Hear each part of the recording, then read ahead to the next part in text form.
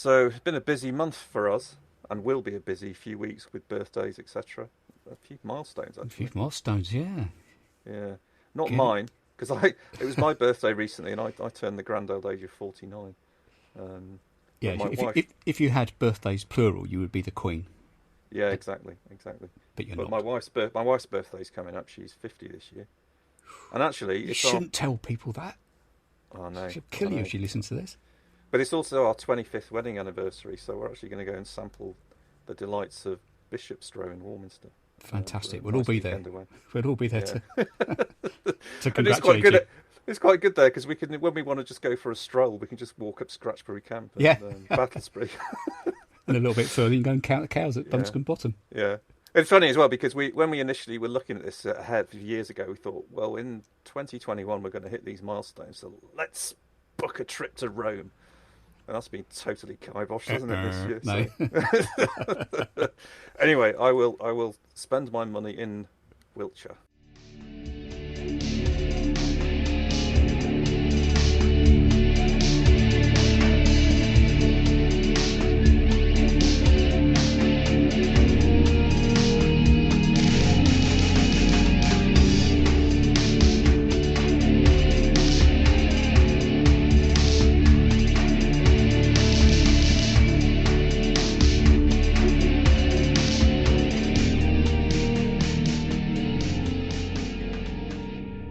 Okay, welcome to another Hidden Wiltshire podcast where we talk about things in Wiltshire that are mostly hidden. I've lost count of where we are, so I won't go through which number this is, but this is like 15. an out This is number 15, 15. Yeah. 15. But this one's a bit like an out of body experience because as we're talking these words, we are obviously in at a point in time, but we actually recorded this one probably in May, Yeah. And, knowing you would be on holiday. yes, part of it in May. But yeah, so as you listen to this, I'm not here. Yeah, you're. As I say, this it's like an out of body experience. You aren't here, but you are. Yeah, I'm here in spirit. But, yeah, Where are you going to be? Scotland, isn't it, or somewhere? well, yeah, I'm going to be nearer to Norway than London at one point. So we're going to Shetland, first of all, and then sort of travelling through Shetland and then across to Orkney for a sort of spell there, and then back to the mainland and wending our way south. So by the time I get back to Wiltshire, I shall probably be the colour of rust, because I'm sure it's going to rain for the 2.5 weeks that we're away. Yeah. As it did when I went to the Hebrides last year. It never stopped. You never know. But we'll be holding the fort in Wiltshire because, as I say, we already recorded this one a while ago, and we actually had our first guest.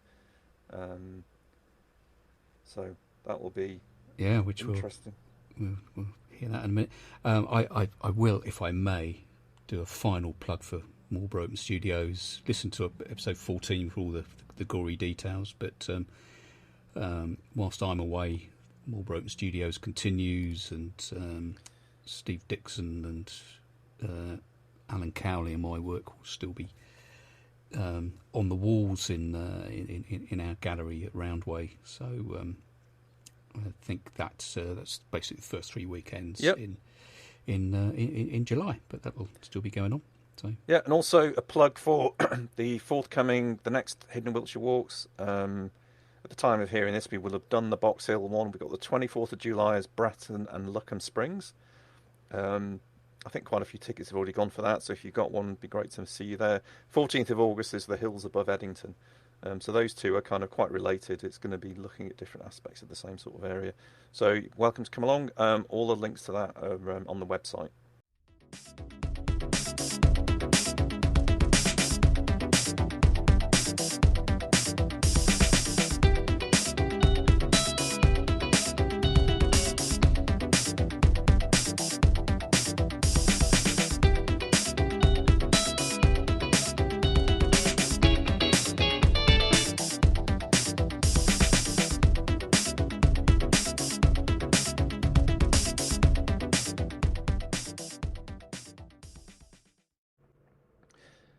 So this week we are heading over to the vast expanse of Salisbury Plain. But we couldn't possibly cover it all in one podcast, so we're going to focus in on a sort of couple of areas. And to do that, we've actually got a guest. We have Mr. Steve Dewey. The legendary, so welcome. The legendary Steve Dewey. Now, Steve has done quite a few articles for the Hidden Wiltshire website, and quite at least 2 of them are focused on Salisbury Plain because he does explore it quite a lot.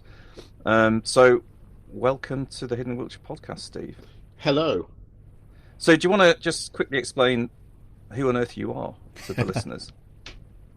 I am Steve Dewey, and I take photographs around Salisbury Plain. It's not my job. It's a hobby, like for most people. Most of my explorations are to do photography. I'm not a walker like you guys. I'm a rambler in a car looking for photographs. And well, you're a brave rambler in a car because many roads in Salisbury Plain are a little bit testy for most. Yeah, well, I do have a 4-wheel drive. I don't just have a car. Yeah. And, actually, a couple of times when I've been out in Salisbury Plain, I've seen like an old couple in a standard hatchback try and, for instance, go across Blackheath, and thought, oh, I'm not sure they're going to manage that, but well, maybe they will, but their car might not survive. Yeah, it can be done, and I have seen many a person driving an ordinary car on the gravel tracks of Salisbury Plain. And like you, I wonder how long their cars will last. I've got through something like 10 off-roaders in the last 10 years, just from vibrations making everything fall off. I did notice though, Steve. I saw a picture of you. You posted a picture of your car, and there's no winch. Don't you need a winch where you go? If you're a real hardcore off-roader who actually goes into those ridiculous ruts, it would be good to have a winch. Yeah. But I learnt my lesson several years ago that many of the ruts with puddles on Salisbury Plain, they have hidden depths. Yes, and they're not the kind of hidden depths I have. They're the kind of hidden depths that stop your car going. So I don't explore them anymore. No, very wise. Yeah. Or take a long stick with you and poke it in the puddle before you drive through it. Do you know the bit by Casterly Castle where the track goes, the Lark Hill track goes by, and then you can see off to your right, if you're heading towards Lark Hill, a bunch of chalky tracks where off-roaders go down through there. And for 3 weekends in a row, I went to Salisbury Plain, and somebody was stuck in there. It's a stuck Land Rover Magnet. It is, yeah, and unforgiving place. And no surprises either. It's horrendous. So Steve, I was just going to ask, if are you born and bred in Wiltshire? Are you?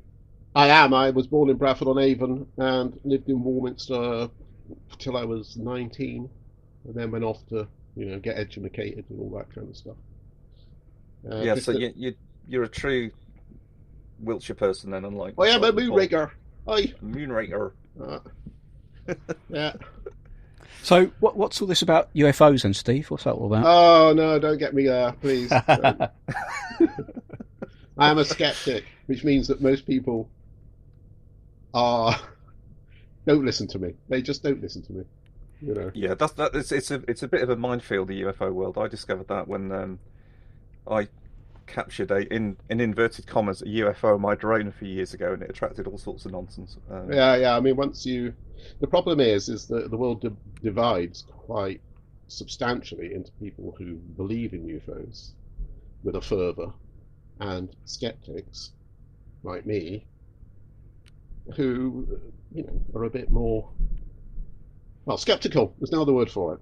We're skeptical. But you've written books on the subject, haven't you? I have written skeptical books on the subject. I say that knowing that once people know they're skeptical, nobody will buy them, because very few people buy skeptical books. If you want to make money in the UFO world, of which there is not much, it must be said, but if you do want to make money in the UFO world, books about that believe in them, that say they're probably real and they're probably alien, and will sell many more than a skeptical book.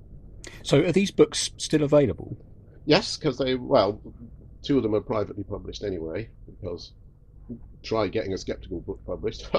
And One was taken up by a small publisher in the States who does it print on demand, so it's just always there.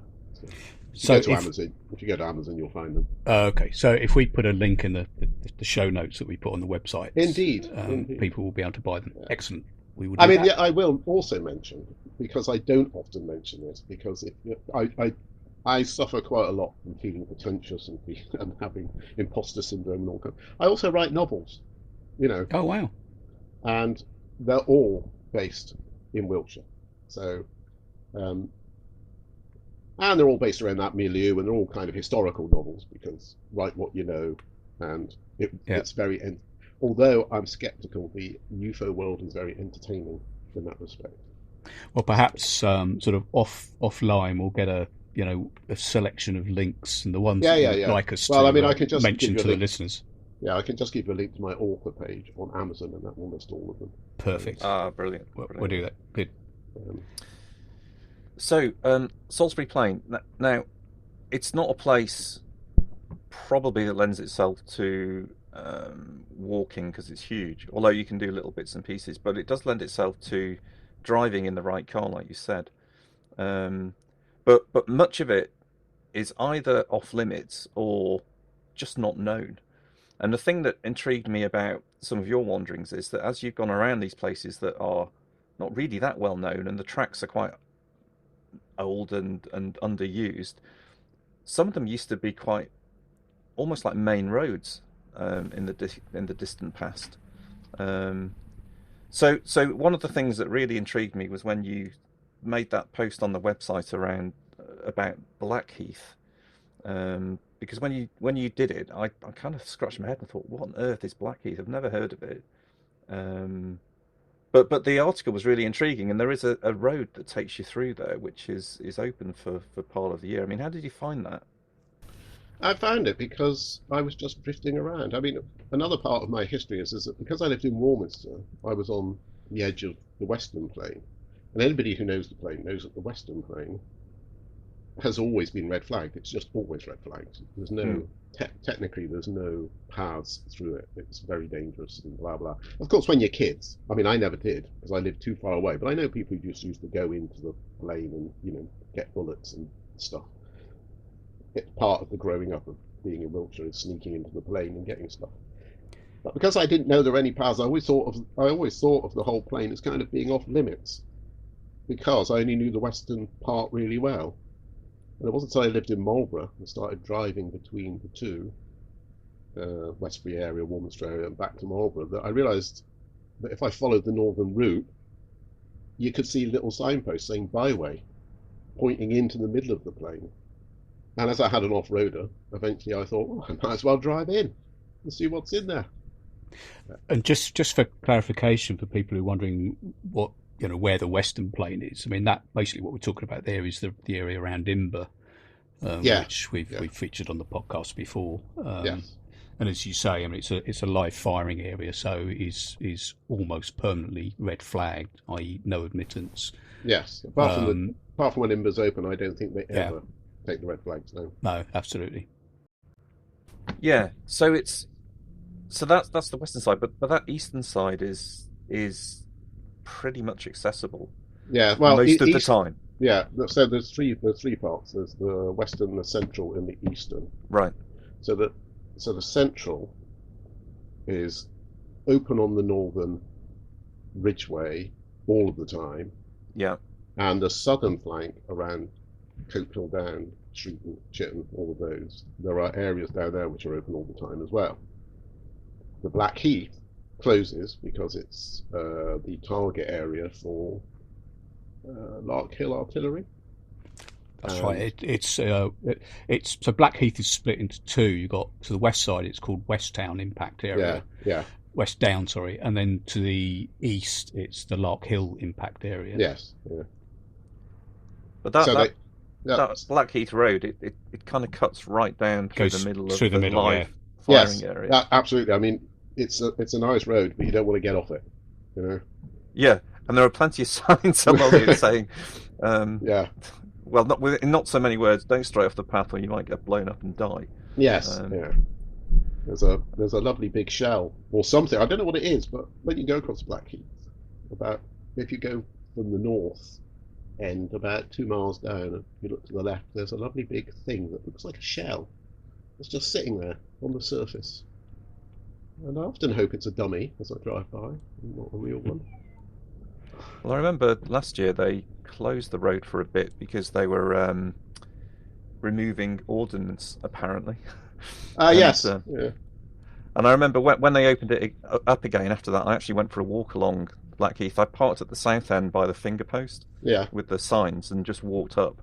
It wasn't a very interesting walk, to be honest. It's a place that's probably better to be driven through or ridden on ride on a bike or something, because it's quite a long straight road through some flat lands and with some undulations, but it's not like you can do a circular walk around it. It's just a bloody long road from the south to the north. Yes. But I remember seeing dotted around occasionally that there was a little red flag just poked in the ground where presumably they marked it as to say this is where you should come and collect this ordnance from. That red flag worried me, it must be said, because I've driven up and down there a lot, and I used to think, is this because they marked it and picked something up, or they marked it and forgot something? Yeah. That's why the flag's still there. Yeah. What they do in theory is, so when they've been live firing, because I'm, as you know, I'm Shrewton, so I'm right on the edge of this area.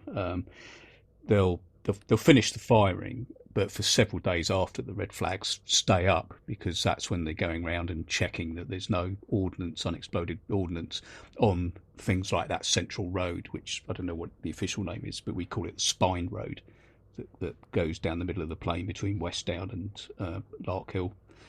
So they spend a couple of days sort of checking those rights of way, and then they'll remove the red flag. So I haven't been up yet this weekend, but I imagine that probably today the flags are down and that road is may very well be open. It's an interesting road though, isn't it? Because it's drivable. If you got a 4x4. Yeah. You could probably get away with it on a bike. But the road is actually in a terrible state.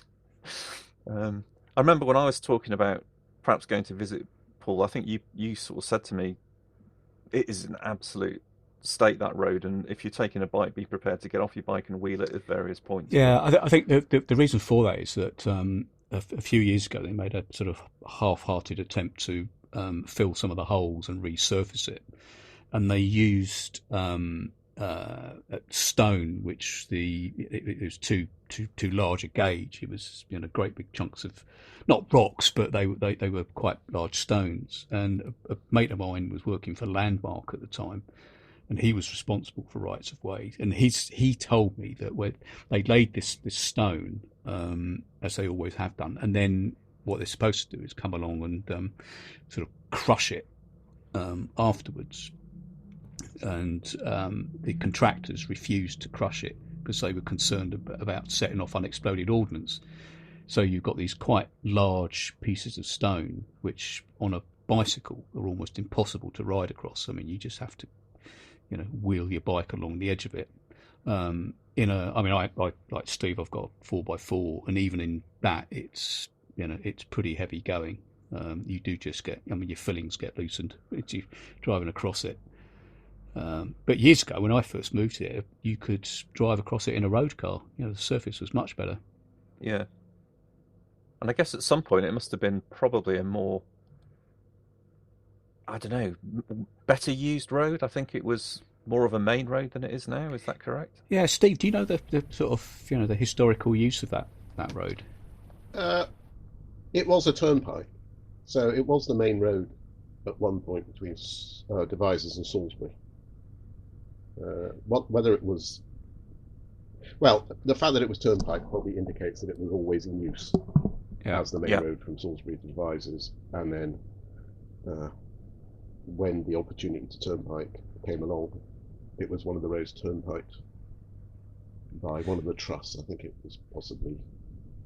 Actually, I can't remember. I'm not going to make a wild ass. But it's on the article you put on the website. You put an old map on there. I think it was Carey's map. It might have been. And it looks, when you look at the road on that map, it looks like the main road. It looks probably It better is. used than Yeah, I mean, some to of. me, it's the main road. It's the most obvious main road as well Yeah, because the modern roads go around either the eastern flank of the plain or the western flank. They both, essentially, both modern roads go up valleys, watery valleys, one up the Till and one up the Avon. Yeah, and the Blackheath really is a ridge road. It goes right across the watershed, keeps your feet dry. And Glyn, you mentioned that finger post as you come from the south, well, either way, but it's as you come from the south going north. On your left, you've got an old finger post, and I think, Steve, I'm right in saying that says Devizes, and I can't remember which way it points to the Devizes, south. Lavington, and Yeah, Salisbury. So the Salisbury, Lavington yeah. road that comes in there was Yeah, also part of the turnpike system and was yeah. also a main road. So If you that if you act- if you that actually was follow that road from Lavington up into Lavington, you can see that it goes straight on and heads on to Melksham. So yeah. it's all part of the interconnected main roads of Wiltshire. So that junction was presumably a fairly significant junction in years gone by to have that finger post right out there in the middle of nowhere. Yes, indeed, and it is one of the original turnpike finger posts as well. So nice cast iron finger post. Yeah. So a little bit of ancient history not being blown up there. It's nice to see. Yeah, yeah. And there is quite a lot of ancient history along that road as well, because you have got the odd tumulus, and there's a long barrow, isn't it? L barrow Yeah, and yeah. earthworks. Unfortunately, you can't get to any of them because No. you risk getting your leg blown off. Yeah, You're not going to see anything, so you have to kind of admire everything from a distance yeah, going along that road. I mean, that is a problem out for walkers and things like that. It's, as you say, it's just one long straight road. You could make it a circuit by going down to the finger post, going back up the Lavington Road, and then getting on the northern plain, on the northern ridgeway, and then going along that route. But yeah. it is very. I think I've mapped that out. It's about 9 or 10 miles, I think, around. Is it? Yeah, it's quite Yeah. yeah. So it's definitely doable. Yeah. So- And the photography up there is pretty amazing as well. It is for kind of windswept open space Yeah. photography. Yeah, I mean, there's not much to focus on. It's not like you'll get good foregrounds, but big Yeah. sky photography is great up there. Yeah. Actually, it's a great spot for starling murmurations as well. Oh yes, You get a lot of birders go up there, especially in the autumn. Sort of waiting for the murmurations, and it tends to happen along the southern end of that. I'm going to keep calling the Spine Road. So clearly, if it's red flagged, I mean the starlings just carry on doing what starlings do, but you can't get anywhere near it when the flags are down. But when the flags are up, but when the flags are down, you can drive along there. You can get quite close to the murmurations, and there's some superb footage and photographs that have been taken from that road. Yes, it is very good. And the good thing is you can get, because it's actually the gorses just down from the Red Horn of the Debt, about a mile down from the Red Horn of the Debt. Yeah. Which are called Churton gorses, I think. Yeah, Churton. And because they're there, they just chirp away, murmuring away, and you can get very close to it, and very close to that constant noise, which is a very interesting sound. Just being very close to like 100,000 starlings, calling to each other. Yeah.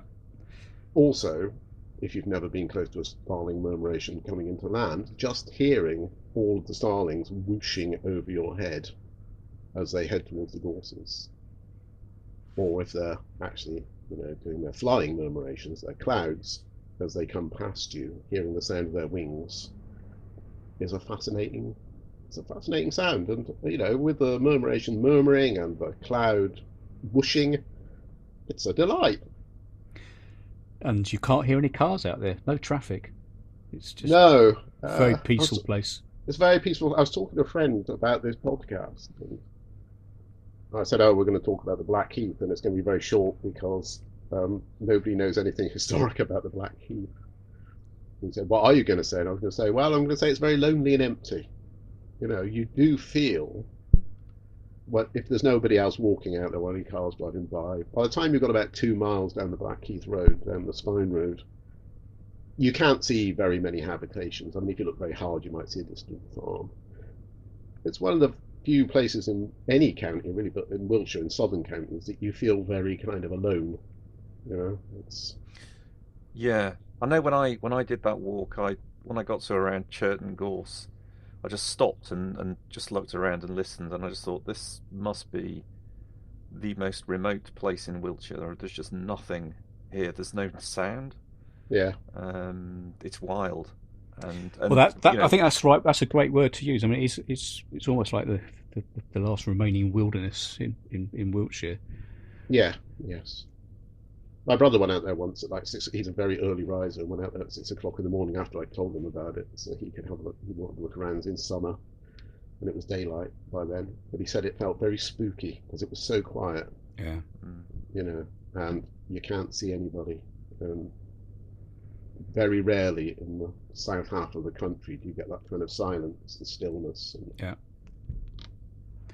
So Steve, the Northern Ridgeway that you mentioned earlier on, that is also, I believe, an ancient sort of trackway. Where does that go from and to? well, now you're talking. I mean, we could be here all day throwing up all kinds of speculative stuff.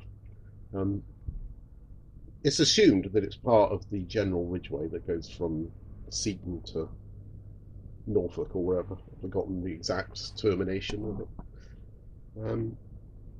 So that bit of the Northern Ridgeway heads from Gore Cross and heads towards, well, Casterly Castle. If you know where Casterly Castle is, then you can find it on maps. Yeah. It all becomes a bit dubious and mixed up then, because ultimately it wants to head towards Walker's Hill on the Pewsey Downs. So I think you guys have both written blogs about that area of Northern Wiltshire. Yeah. So if you look on maps, you can see that the road is marked with Ridgeway and Ickney all the way as it goes across the Pewsey Downs there. And then it heads off towards West Kennet, and then up by Avebury, and then on and on. The trouble is that on the northern ridge of Salisbury Plain, when it gets to a position just above Charlton, it all becomes a bit, in my opinion, a bit dubious about where it leaves the plain and then heads towards Walker's Hill. Various books I've read suggest that it goes by, I forgot the name of it, something Banks. Anyway, above Charlton, there's a small historic camp or stockade, which I've forgotten the name of.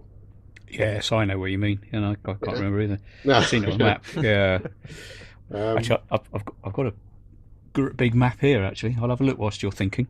Okay, you carry on. And so it's just above Wilsford and Charlton and all those places. There's a bridleway that goes by it, and so a couple of authors have suggested that it turns off there, but it seems really weird to me because it looks like you carry on miles, like 2 miles further than you have to get to there, and then hoik a sharp right and head off towards Walker's Hills. And it's not even straight towards Walker's Hill, it's slightly back on yourself, and that seems slightly mad to me. So my unattested and unevidenced idea is that it begins to drift down into the Vale somewhere around Redhorn Vedette, and one day when I've retired, I'll start researching it properly. So I think that name you were looking for, I think, is Broadbury Banks. That's it. Begins with a B. I could remember it began with a B, but couldn't quite remember it. Yeah. Yeah.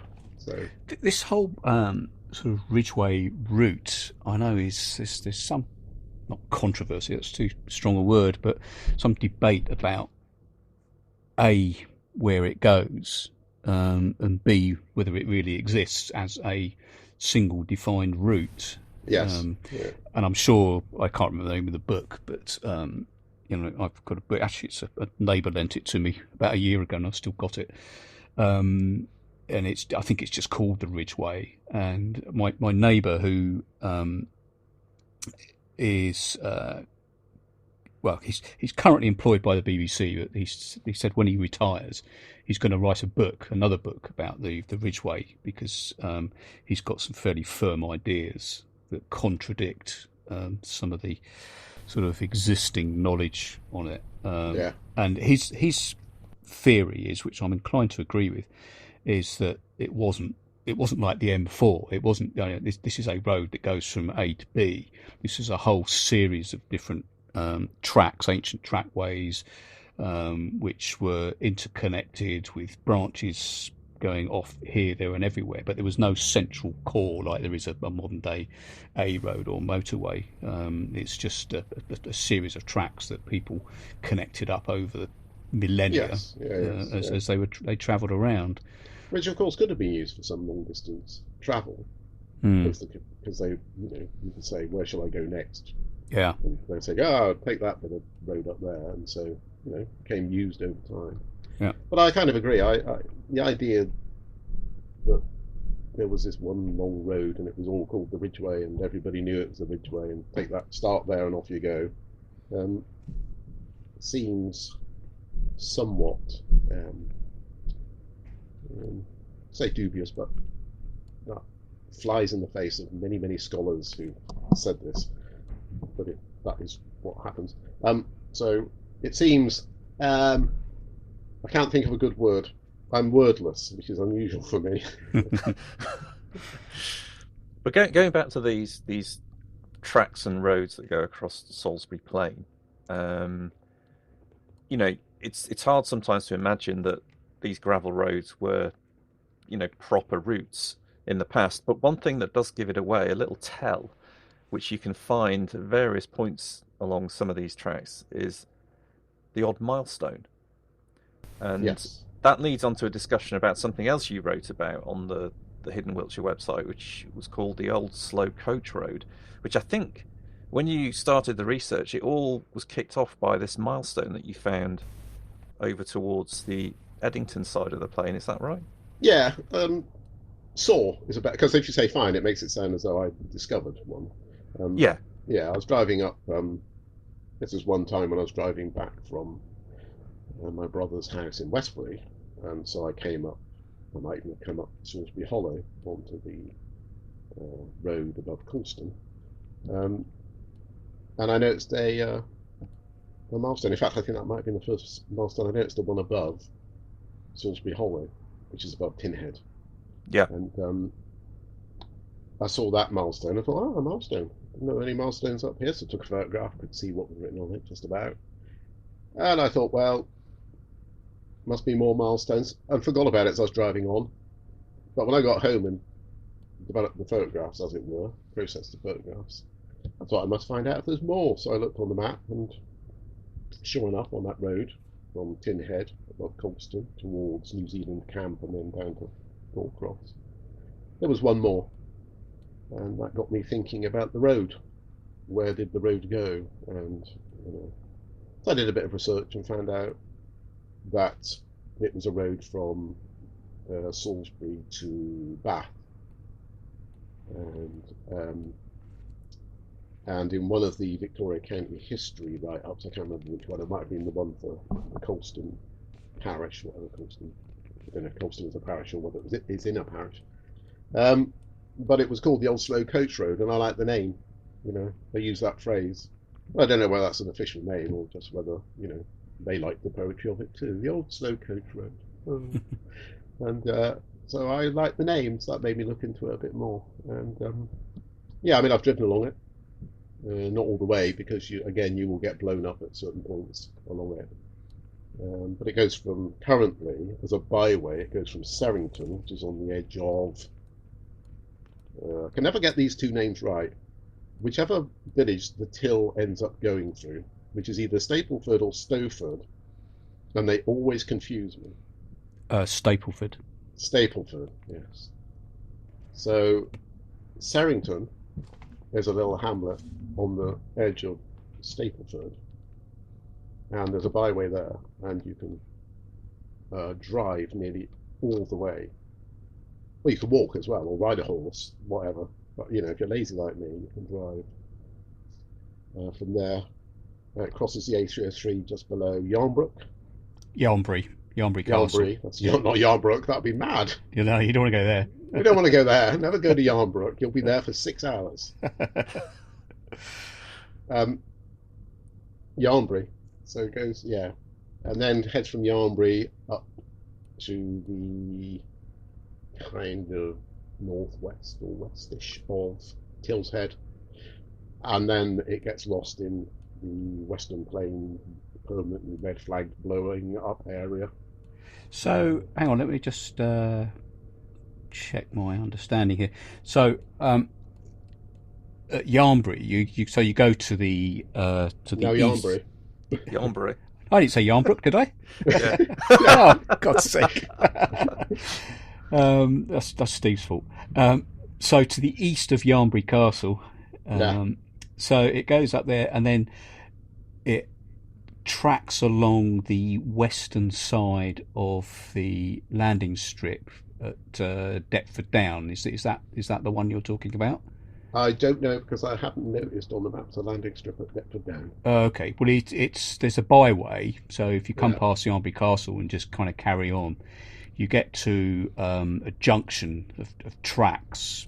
Yeah, there's a lot of tracks all arrive. It's like it's a crossroads. There's 4 tracks sort of combined there.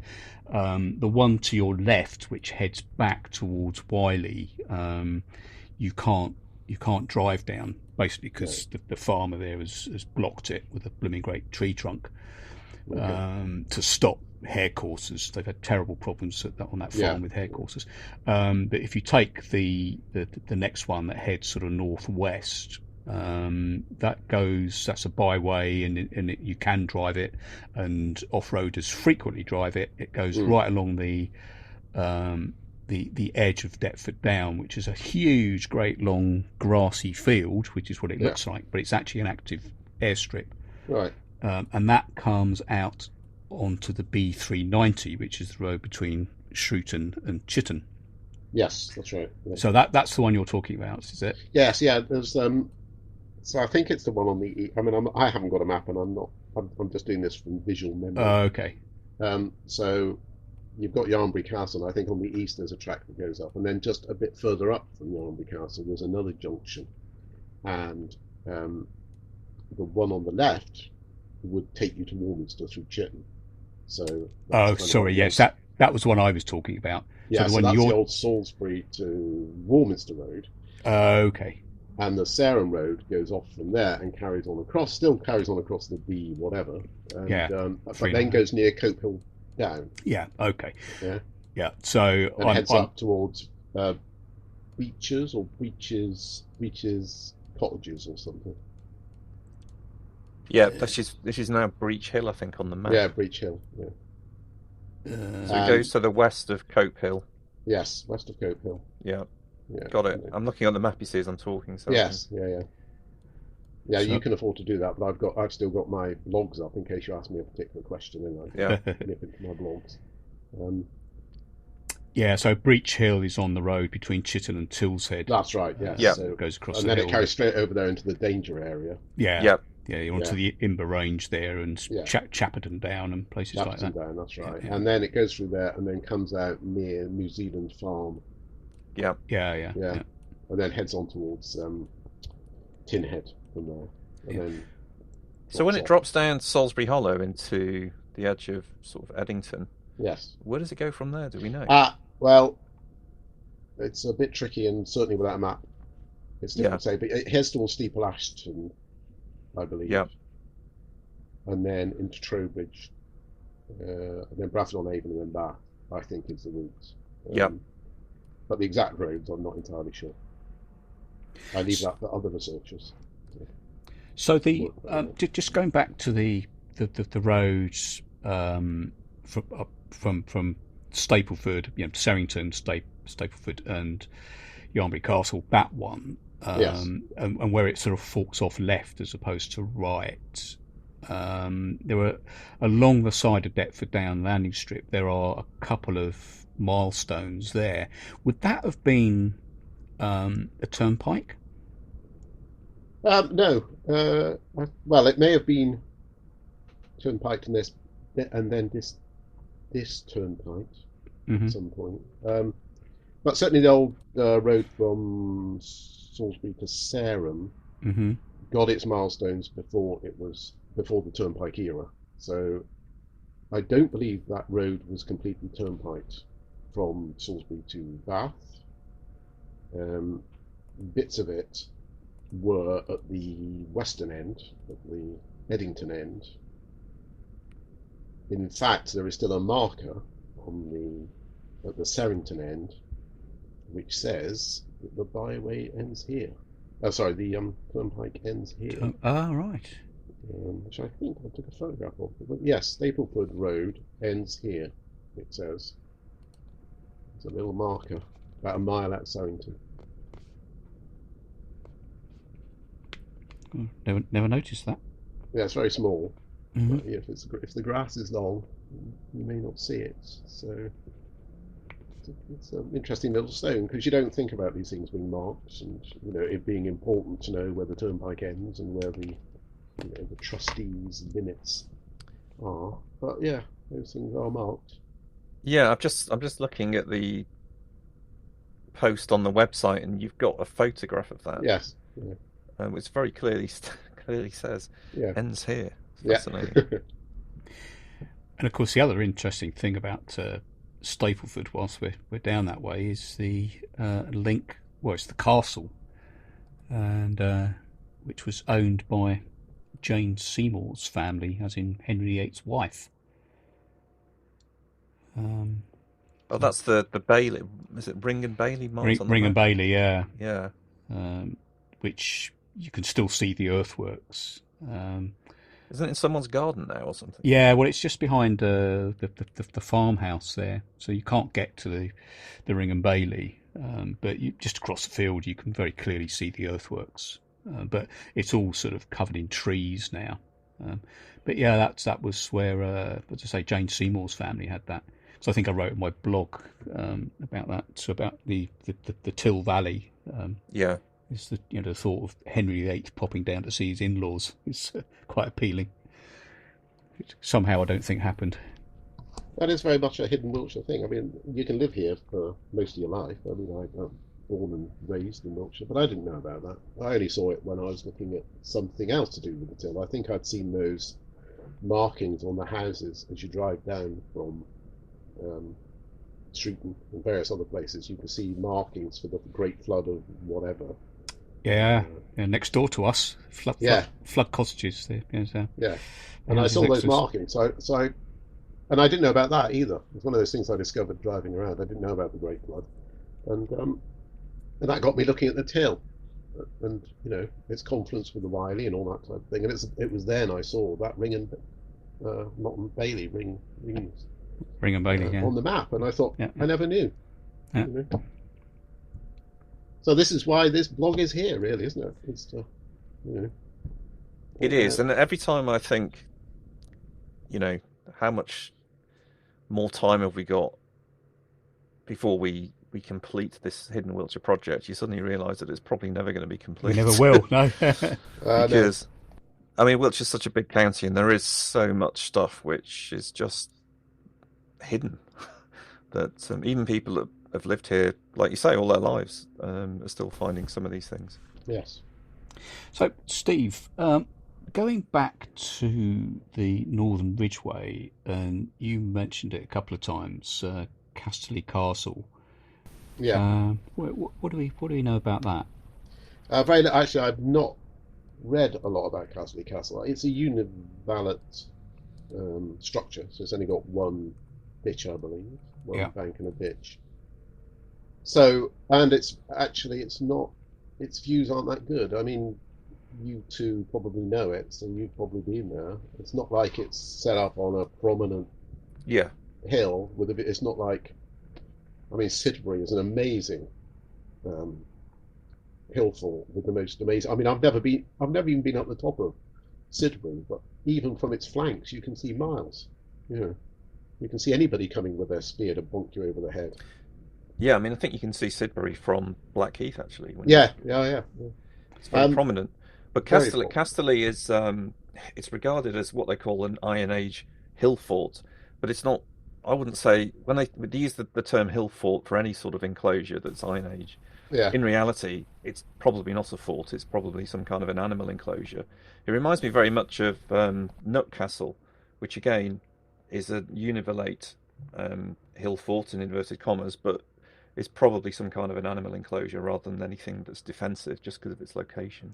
Casterly is pretty substantial in terms of its size, though. It is, yeah. It's a big plot of land. I mean, you do get from the views up there to the east are pretty extensive. In fact, they are to the west, across Blackheath.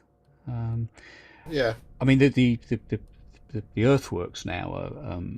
There's not a lot to be seen. It's obviously over the millennia. It's sort of been worn away, probably ploughed, I guess, at some point. So it's not the most impressive looking camps. As you say, Glyn, it could well have been just a very large animal enclosure.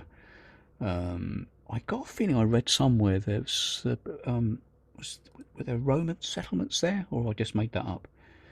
I've got a book about this. Yeah, no, there was. Yeah. I mean, I think it's been dated as sort of late Iron Age, stroke Romano-British. Yeah. So it's probably there's a lot of Romano-British on the Blackheath. Yeah, especially on that end of the Blackheath. So yeah, as you've been talking, I've looking at my 1 to 25,000 map, and that whole on the Lark Hill impact area, which is to the east of the Blackheath Road, the Spine Road. I mean, everywhere that's just dotted around, earthworks, enclosures, tumulus. My eye has just landed on something called Long Ditch, and it's literally everywhere. Field systems. I mean, there's clearly, and I think Glyn, you and I have said before, the population here, where now it's, as we said, it's great sort of wilderness, this great empty space. There would have been a fair amount of human activity there, 2, 3, 4, 5,000 years ago. This well, not heavily populated, but you'd have seen more people out there than you do today. That's for sure. Yeah, they were working that land. Yeah, they were building earthworks, digging out things. The land was being used. There was obviously a settlement up there, and it's the same when you go right to the other side of the plain over towards Nook. When you go up in those two Romano-British villages by Nook Castle, you get the same thing. You're up there; it's very quiet and peaceful, very underpopulated because there's only the odd house or farm, not much human activity at all. But at one point, it would have been, relatively speaking, bustling with human activity. So it's very strange to go up there now and experience that sort of peace and quiet and eeriness and bleakness. When the sun shines, it can be, an interesting place. When it's very dark and dingy and wet, it can be quite eerie. But it's a absolutely fascinating landscape, and of course, for those guys that travel around these places with cameras, it offers endless possibilities of photography.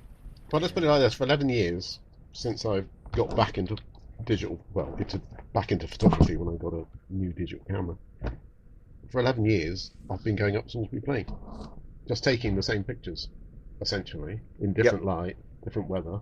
If anybody's has ever followed my Flickr page will know that I'm utterly obsessed with the Charlton clumps in different light and different stages of leaf. So yeah, and I've seen some of your shots recently on Twitter as well, where you go up at a different week and you get something else and stick them up, and they're always definitely worth a look. And I think the plain is worth a look in all weathers. So I will happily go out in the rain of a weekend to try and capture that as you say, bleakness and huge grey emptiness, and it may be a bit more difficult to make photographs work in that situation. But I think it's nice to know, as it were, to be aware that the plain is not just a sunny place. Yeah. That it was once a. You can imagine people, taking their cows to Salisbury from Devizes and thinking, "Oh God, I've got to go across the Black Heath in the middle of winter with horizontal rain blowing against them." And I think you said earlier, Steve, that when it comes to photographing it, it is actually really difficult to make an effective and interesting photograph because of that. It's high up. It's a plateau. In places it's quite flat, although we have got these sort of deep, back to bottoms again, Glyn. But there are combes everywhere in certain places, but you haven't got any sort of as photographers you tend to sort of the classic approach is to look for a bit of foreground interest and then something in the middle ground and then something off in the distance. But it's very difficult to find foreground interest out here. Yes, which is why you tend to go for the trees and the clumps. Yes, yeah, and the skies, of course. And the big skies. It's obviously a good sunset over Salisbury Plain with clouds and things is a delight. But also looking for those curves, trying to get the shadows in the curves of the combes. Yeah, will often be a way of bringing interest into the photographs. Yeah. The other thing that is, though, and I think is worth mentioning, the wildlife at this point. Yes. Because for many photographers, if we're talking about hidden stuff, it's not only the hidden delights of. I think I've said delight about 15 times now. I'm going to stop saying delight. For photographers and just for general nature lovers and bird watchers, is that Salisbury Plain has many rare birds that you won't see without going to obscure RSPB reserves. We get stone curlews, hen harriers, Montague's harriers, yeah, curlews coming to breed from the coast. Red kites a go-go, buzzards. Yeah. It's a very. Oh, and recently the great red deer herd. Yes, yeah. Has that mystery been solved? Or are they still out there? I haven't seen them for the last week, but they were hanging around for quite some time within a couple of miles along the edge of the Ridgeway. They were on the eastern plain at one point, over by Kate Bush's Copse, as I shall now call it. But as I said, I didn't see them last week. Didn't they escape? The mystery is that the only mystery left for me is that I haven't cleared up yet with the man from the mammal group. Is this one escaped herd, or is it a herd that is slowly built up from escapees? Because he said they were escapees, and I just thought, oh yeah, well, it's one big escape. But later I thought, could it be actually a series of escapees that have all come together in a herd? So yeah. I really need to clear that up at some point. And of course, the one rare bird that you haven't mentioned is the great bustard. Oh yes, well, yeah. Possibly because it's being bred, so in a way I don't think of it as wild. You know what I mean? So, yeah, I guess. Although it's spectacular. Yeah, and of course they are now breeding in the wild out there. That it's now self-sustaining. Yeah. Flock, if that's the right word. And it's no great secret because they publicise this themselves. But if south of Casterly Castle, if you follow that track to the east of the Larkhill Range, you'll find the hide and the pens where they rear young birds. The release site is out that way as well. So it's not unusual to see bustards grazing in the fields. Yes, and they flock. They do. Yeah. So you don't just tend to see one; you tend to see many.